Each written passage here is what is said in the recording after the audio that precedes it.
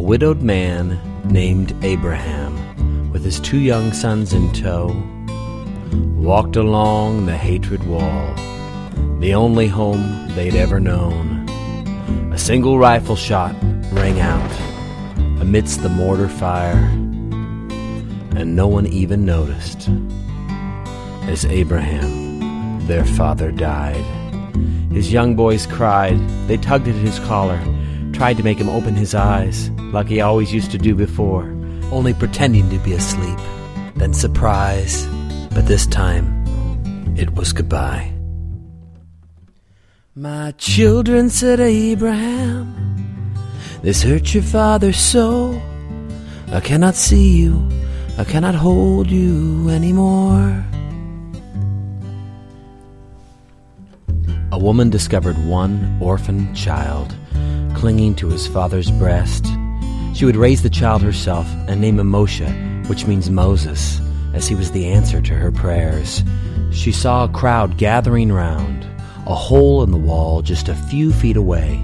The other orphan child had crawled through to the other side, and that's where this child would stay. She watched to see which house the child was taken as he was lovingly whisked away. "My children," said Abraham, "this hurt your father so. Together I wish, my sons, that you would grow." Years passed. Moshe grew to a man, a soldier. To his comrades loyal, true. Moshe's friends would die sometimes. There was nothing he could do. Moshe showed no kindness to the enemy, and they were all the enemy, or could be. So he pushed harder and harder at the checkpoint he guarded. He stole pride, he stole dignity from every man, woman, and child he encountered on these hard streets. One night while sleeping, a voice spoke to Moshe. "This is your father, Abraham." "You are my child," said Abraham. "And there's something you must know. You have a brother named Muhammad. You'll meet him tomorrow." That next morning, Moshe confronted his mother, who confirmed Moshe's dream was true. She pointed out that house where his brother was taken, and from the checkpoint Moshe guarded, it was in plain view. Moshe rushed to his guard post, where he saw from that house a man walk out. Moshe recognized the man as someone Moshe had pushed about.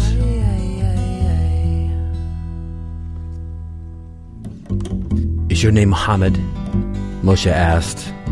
"Yes," the man replied. Moshe did nothing but wave him through, to everyone's surprise. Moshe decided not to say anything more. He couldn't face how cruel he'd been. Besides, he's probably a terrorist, Moshe thought to himself. I don't want to get to know him. That very night, Moshe was awakened by his father again, urging him to make amends. "You are my child," said Abraham. "Why must you hurt your father so?" "He's killing my people," said Moshe. "He loved you once, you know."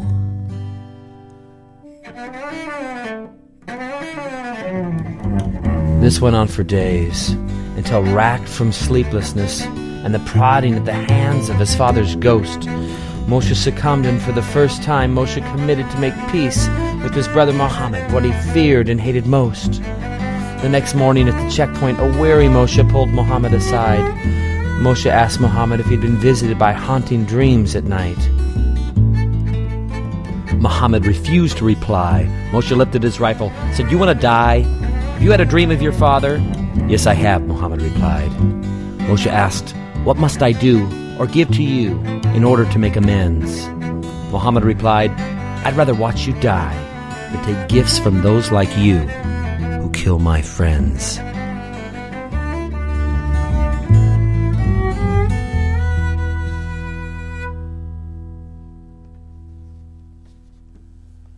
"My children," said Abraham, "this hurt your father so, but you will come together, this I know.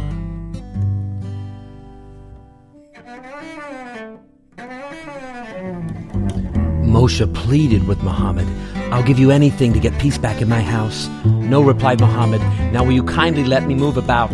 Days went by with no dialogue between the two, yet now for several days Moshe had refused to let anyone at his checkpoint be cruel to passers through. Muhammad noticed a change in Moshe, and this time when Muhammad passed through, out of desperation for one good night's sleep, Moshe said to Muhammad, "Ma salama, peace be with you," and he meant it too. Muhammad said to Moshe, "Shalom." Moshe approached Muhammad. He whispered so his comrades couldn't hear. "Please forgive my cruelty. I was wrong to judge you." Muhammad replied, "You may come to the outside of my home, where I may forgive you tonight." Oh, my children of Abraham, children of Abraham, children of Abraham.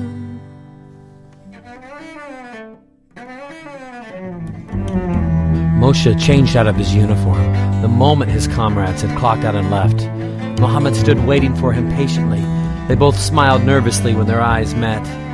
They exchanged niceties. Then Moshe asked why Muhammad and his people were so extreme.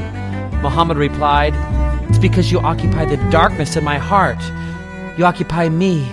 You occupy my dignity.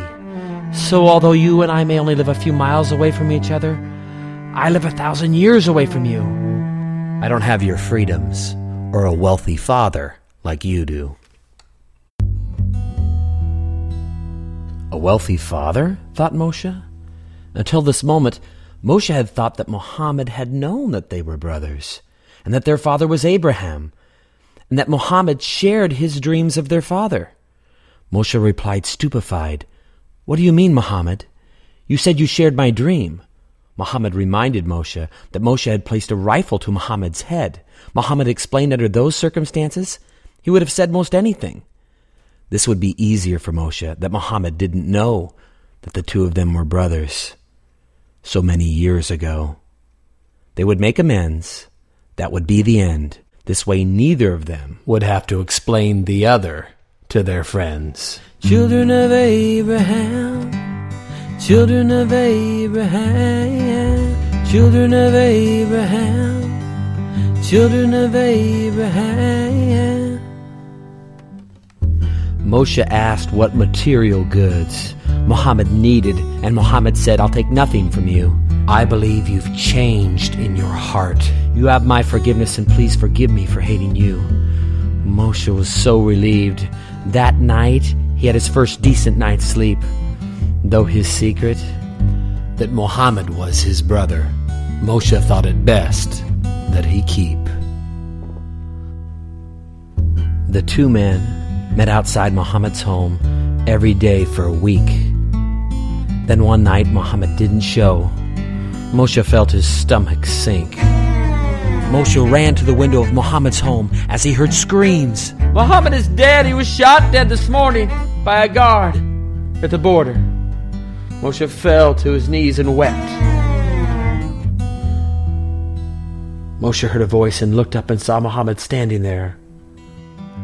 "Brother, you're not a ghost. You gave me such a scare." Moshe was so relieved he hadn't noticed that Muhammad's entire body was heavy with grief. "What's wrong?" asked Moshe.